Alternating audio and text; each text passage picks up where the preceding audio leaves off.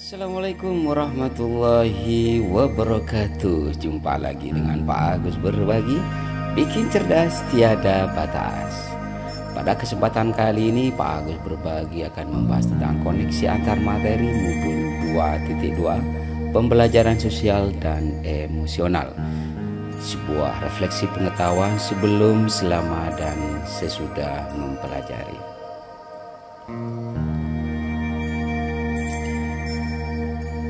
Sesuai Aristoteles mengatakan, mendidik pikiran tanpa mendidaki adalah bukan pendidikan sama sekali. Itulah Aristoteles, seorang filosofi mengatakan. Dalam refleksi kali ini, sebelum mempelajari modul ini, saya berpikir bahwa sosial emosional murid tumbuh berkembang sesuai kodrat dengan sendirinya sejalan dengan pertumbuhan usia anak hingga dewasa, sehingga pembelajaran di kelas lebih fokus pada penyampaian materi pembelajaran. Nah, setelah mempelajari modul ini, ternyata pembelajaran sosial emosional perlu dilakukan untuk mengidentifikasi kesiapan, ketertarikan, fokus murid untuk memulai pembelajaran. Nah, berkaitan dengan kebutuhan belajar dan lingkungan yang aman dan nyaman untuk memfasilitasi seluruh individu di sekolah agar dapat meningkatkan kompetensi akademik maupun kesejahteraan psikologis, atau istilah lainnya adalah well-being. 3 hal mendasar dan penting yang saya pelajari. Yang pertama adalah tentang kesadaran penuh atau mindfulness. Kedua, kompetensi sosial dan emosional. Dan yang ketiga adalah kesejahteraan psikologis atau well-being. 3 hal inilah yang mendasar yang akan kita pelajari. Perubahan yang akan diterapkan di kelas dan sekolah berkaitan dengan kebutuhan belajar dan lingkungan yang aman dan nyaman bagi murid. Saya akan mengintegrasikan kompetensi sosial emosional ke dalam proses pembelajaran dan strategi pembelajaran, juga melatih dan menumbuhkan kompetensi sosial emosional murid sesuai dengan perkembangannya. Sedangkan bagi rekan sejawat, yang pertama akan menjadi teladan, yaitu dengan mengadakan sosialisasi terkait sekolah yang mendukung lingkungan belajar di sekolah. Dalam hal ini saya akan berusaha menjadi teladan, panutan bagi rekan-rekan sejawat. Yang kedua adalah berkolaborasi, bekerja sama dengan seluruh pemangku di lingkungan sekolah terkait bagaimana mewujudkan iklim kelas dan sekolah yang mendukung lingkungan belajar di sekolah. Baik, apa sih sebenarnya pembelajaran sosial dan emosional? Pembelajaran sosial dan emosional itu adalah pembelajaran yang dilakukan secara kolaboratif oleh seluruh komunitas sekolah yang memungkinkan anak dan orang dewasa di sekolah memperoleh dan menerapkan pengetahuan, keterampilan, dan sikap positif mengenai aspek sosial dan emosional. Adapun tujuan pembelajaran dari sosial dan emosional ini adalah yang pertama memahami, menghayati, dan mengelola emosi, atau dalam arti kata lain adalah tentang kesadaran diri. Yang kedua tentang pengelolaan diri, yaitu menetapkan dan mencapai tujuan positif. Ketiga, kesadaran sosial, yaitu merasakan dan menunjukkan empati kepada orang lain. Keempat, membangun dan mempertahankan hubungan yang positif. Dalam arti kata lain adalah tentang keterampilan berrelasi. Dan yang terakhir adalah tentang bagaimana membuat keputusan yang bertanggung jawab. Dalam hal ini adalah bagaimana pengambilan keputusan yang bertanggung jawab. Itulah tujuan pembelajaran sosial dan emosional. Dalam hal ini ada 5 ada tentang kesadaran diri. Apa itu kesadaran diri? Yaitu kemampuan untuk memahami perasaan, emosi, dan nilai-nilai diri sendiri dan bagaimana pengaruhnya pada perilaku diri dalam berbagai situasi dan konteks kehidupan. Seperti halnya dapat menggabungkan identitas pribadi dan identitas sosial, menunjukkan integritas dan kejujuran, memiliki pola pikir bertumbuh, juga mengembangkan minat dan menetapkan arah tujuan hidup. Yang kedua adalah manajemen diri, yaitu kemampuan untuk mengelola emosi, pikiran, dan perilaku diri secara efektif dalam berbagai situasi dan untuk mencapai tujuan dan aspirasi. Seperti mengelola emosi diri, mengidentifikasi dan menggunakan strategi-strategi pengelolaan stres, menunjukkan disiplin dan motivasi diri, dan mendemonstrasikan kendali diri dalam kelompok. Selanjutnya tentang kesadaran sosial, yaitu kemampuan untuk memahami sudut pandang dan dapat berempati dengan orang lain, termasuk mereka yang berasal dari latar belakang, budaya, dan konteks yang berbeda-beda. Seperti mempertimbangkan pandangan atau pemikiran orang lain, mengakui kemampuan atau kekuatan orang lain, menunjukkan kepedulian atas perasaan orang lain, juga memahami dan mengekspresikan rasa syukur. Itulah bentuk dari kesadaran sosial. Selanjutnya adalah keterampilan berelasi, yaitu kemampuan untuk membangun dan mempertahankan hubungan-hubungan yang sehat dan sportif, seperti berkomunikasi dengan efektif, mengembangkan hubungan positif, memperlihatkan kompetensi kebudayaan, melawan tekanan sosial yang negatif, mencari dan menawarkan bantuan apabila membutuhkan, juga turut membela hak orang lain. Itulah contoh dari keterampilan berelasi. Dan yang terakhir adalah pengambilan keputusan yang bertanggung jawab, yaitu sebuah kemampuan untuk mengambil pilihan-pilihan membangun yang berdasar atas kepedulian, kapasitas dalam mempertimbangkan standar-standar etis dan rasa aman, dan untuk mengevaluasi manfaat dan konsekuensi dari bermacam tindakan dan perilaku untuk kesejahteraan psikologis diri sendiri, masyarakat, dan kelompok. Seperti halnya menunjukkan rasa ingin tahu dan keterbukaan pikiran, mengidentifikasi solusi dari masalah pribadi dan sosial, berlatih membangun keputusan yang masuk akal setelah menganalisis informasi, data, dan fakta, juga mengevaluasi dampak atau pengaruh dari seseorang, hubungan interpersonal, komunitas, dan kelembagaan. Selanjutnya adalah tentang kesadaran penuh atau mindfulness, di mana mindfulness ini merupakan fondasi dalam mengembangkan kompetensi sosial emosional. Apa sih sebenarnya mindfulness itu? Menurut Kabat-Zinn dalam Hawking, jadi mindfulness itu merupakan kesadaran yang muncul ketika seseorang memberikan perhatian secara sengaja pada kondisi saat sekarang yang dilandasi rasa ingin tahu, tanpa menghakimi dan kebaikan. Dan latihan kesadaran penuh yang konsisten ini dapat memperkuat hubungan sel-sel saraf, neuron otak yang berhubungan dengan fokus, konsentrasi, dan kesadaran sehingga tetap sehat. Nah, bagaimana mempraktikkan kesadaran penuh atau mindfulness ini? Salah satunya adalah dengan cara yang paling sederhana, yaitu melatih dan menyadari nafas dengan teknik stop. Stop, take a breath, observe dan proses. Jadi berhenti sejenak, ambil nafas dalam, amati sensasi pada tubuh, perasaan, pikiran, dan lingkungan. Setelah itu selesai dan lanjutkan.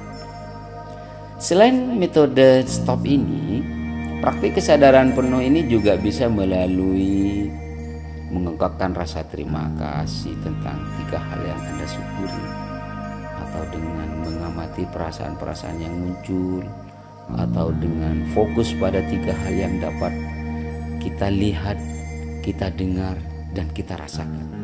atau dengan cara menuliskan apapun yang ada dalam pikiran, perasaan yang muncul saat ini tanpa ada sebuah penilaian, atau dengan cara menggambar, membuat coretan, atau mewarnai dan fokus pada prosesnya bukan hasil akhirnya, atau juga dengan cara mendengarkan atau memainkan alat musik, rasakan bunyi dan suara yang terdengar. Itulah cara mempraktikkan kesadaran, sehingga akan menghasilkan sebuah well-being, yaitu sebuah kondisi kesejahteraan psikologis di mana setiap individu akan memiliki sikap yang positif terhadap diri sendiri dan orang lain, dapat membuat keputusan, dapat mengatur tingkah lakunya sendiri, dapat memenuhi kebutuhan dirinya, dapat menciptakan dan mengelola lingkungan dengan baik, memiliki tujuan hidup, dapat membuat hidup lebih bermakna, dan berusaha mengeksplorasi dan mengembangkan diri. Dengan well-being yang optimum, maka seseorang akan memiliki kemungkinan lebih tinggi untuk mencapai prestasi akademik yang lebih tinggi, kesehatan fisik dan mental yang lebih baik, memiliki ketangguhan, daya lenting atau resiliensi dalam menghadapi stres, dan terlibat dalam perilaku sosial yang lebih bertanggung jawab. Nah, bagaimana cara mengimplementasi pembelajaran sosial dan emosional di kelas dan sekolah? Ada 4 cara. Yang pertama dengan pengajaran eksplisit, yaitu pengajaran yang memastikan murid memiliki kesempatan yang konsisten untuk menumbuhkan, melatih, dan berefleksi tentang kompetensi sosial dan emosional dengan cara yang sesuai dan terbuka dengan keberagaman budaya. Yang kedua, dengan cara mengintegrasikan dalam praktek mengajar guru dan kurikulum akademik. Nah, kompetensi sosial emosional diintegrasikan ke dalam konten pembelajaran dan strategi pembelajaran pada materi akademik.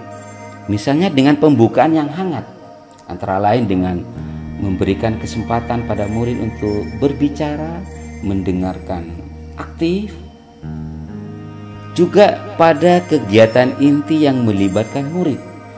Misalnya antara lain dengan melakukan diskusi akademik, pembelajaran kooperatif, juga pembelajaran yang berbasis proyek, dan terakhir pada penutupan yang optimistik, antara lain dengan melakukan sebuah refleksi, apresiasi, dan cara-cara positif lainnya yang memperkuat pembelajaran.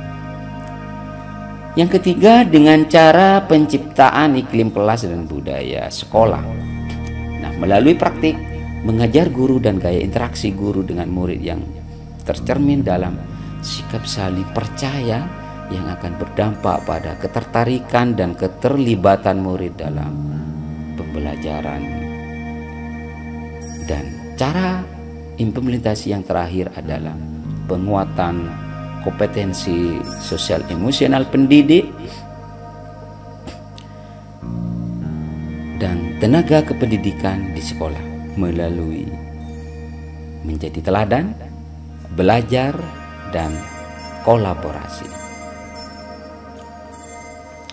Nah, menjadi teladan yaitu dengan mendukung pendidik dan tenaga kependidikan dalam memodelkan kompetensi dan pola pikir di seluruh komunitas sekolah, dengan murid, keluarga murid, mitra komunitas, dan satu sama lain, meliputi menerapkan kompetensi sosial emosional dalam penerapan dalam peran dan tugas, menciptakan budaya mengapresiasi, dan yang terakhir menunjukkan kepedulian. Sedangkan penguatan melalui belajar, pendidik dan tenaga kependidikan merefleksikan kompetensi sosial dan emosional pribadi dan mengembangkan kapasitas untuk mengimplementasikan kompetensi sosial dan emosional. Kegiatan ini dapat meliputi membiasakan merefleksikan kompetensi sosial dan emosional pribadi, berkolaborasi di tempat kerja, mengembangkan pola pikir bertumbuh, memahami tahapan perkembangan murid, juga mengagendakan sesi berbagi praktik baik. Dan yang terakhir adalah dengan cara berkolaborasi, menciptakan struktur berbentuk komunitas pembelajaran profesional atau pendampingan sejawat bagi pendidik dan tenaga kependidikan untuk berkolaborasi tentang cara mengasah strategi untuk mempromosikan kompetensi sosial emosional di seluruh sekolah.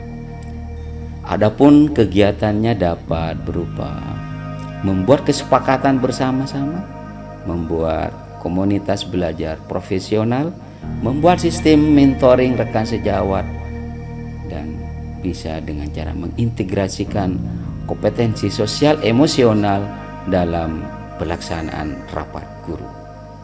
Itulah cara penguatan kompetensi sosial emosional pendidik dan tenaga kependidikan di sekolah. Selanjutnya terkait koneksi antar materi modul 2.2 ini dengan modul 1.1, 1.2, 1.3 hingga 2.1. Nah, yang pertama, hubungan modul pembelajaran sosial dan emosional ini dengan filosofi pendidikan Ki Hajar Dewantara. Menurut Ki Hajar Dewantara, guru adalah penuntun segala kekuatan kodrat yang ada pada anak, agar mereka sebagai manusia dan anggota masyarakat mencapai keselamatan dan kebahagiaan yang setinggi-tingginya. Tugas guru sebagai pemimpin pembelajaran menumbuhkan motivasi anak untuk dapat membangun perhatian yang berkualitas pada materi dengan merancang pengalaman belajar yang mengundang dan bermakna. Guru merencanakan secara sadar tentang pengetahuan, keterampilan, sikap yang dibutuhkan murid untuk mewujudkan kekuatan atau potensinya. Pembelajaran holistik yang memberikan mereka pengalaman untuk dapat mengeksplorasi dan mengaktualisasikan seluruh potensi dalam diri anak, sehingga pembelajaran sosial dan emosional dapat membuat guru menciptakan well-being dalam ekosistem sekolah, sehingga tercipta kondisi yang nyaman, sehat, dan bahagia bagi murid. Selanjutnya, bagaimana koneksi antar materi pembelajaran sosial emosional dengan nilai dan peran guru penggerak. Dalam pembelajaran sosial emosional, guru harus dapat menumbuhkan nilai dan perannya sebagai guru dan murid untuk mengelola emosionalnya, sehingga pembelajaran yang berpusat pada murid dapat tercapai. Untuk itu, guru harus memiliki nilai-nilai guru penggerak, yaitu inovatif, mandiri, dan pembelajaran yang berpihak pada murid, serta perannya sebagai pemimpin pembelajaran harus bisa mendorong kolaborasi sehingga dapat tercapai dan berjalan dengan seimbang. Sedangkan koneksi antar materi pembelajaran sosial emosional dengan visi guru penggerak, maka seorang guru dalam pembelajaran sosial emosional harus memiliki visi perubahan positif, terutama pelajaran yang menarik dan berpihak pada murid. Dengan strategi inquiry apresiatif, menggunakan tahapan bagja, yaitu membuat pemetaan kebutuhan belajar murid, ambil pelajaran yang pernah dilakukan, gali mimpi terkait kondisi ideal yang akan terjadi dalam proses pembelajaran, jabarkan strategi pembelajaran diferensiasi, dan yang terakhir atur eksekusi dengan melakukan penilaian yang sesuai dengan kebutuhan belajar murid, sehingga akhirnya terwujud profil pelajar Pancasila. Adapun koneksi antara materi dengan budaya positif pembelajaran sosial emosional ini, guru dan murid dapat mengenali dan memahami emosi per individu yang dirasakan, sehingga dengan pembelajaran sosial emosional murid bisa mengontrol diri. Dengan begitu, sesuai kesadaran diri dan manajemen diri, keyakinan kelas dapat terwujud, sehingga dengan kesadaran diri, self-awareness, iklim lingkungan budaya positif di sekolah menjadi nyaman, mengantarkan kebahagiaan dan keselamatan murid. koneksi dengan pembelajaran untuk memenuhi kebutuhan belajar murid atau belajar diferensiasi dengan pembelajaran sosial emosional, membuat guru mengetahui dan mengidentifikasi karakteristik murid. Dengan begitu guru mampu menerapkan pembelajaran berdiferensiasi, diferensiasi konten, diferensiasi proses, dan diferensiasi produk di kelas sesuai dengan kebutuhan belajar murid, minat dan profil belajar mereka, sehingga terwujud pembelajaran yang berpihak pada murid. Baik, itulah koneksi antar materi modul 2.2 merupakan sebuah refleksi sebelum, sesudah, dan ingat, kemarahan itu seperti badai yang muncul dari dasar kesadaran. Saat kamu merasakannya datang, alihkan fokusmu ke nafas.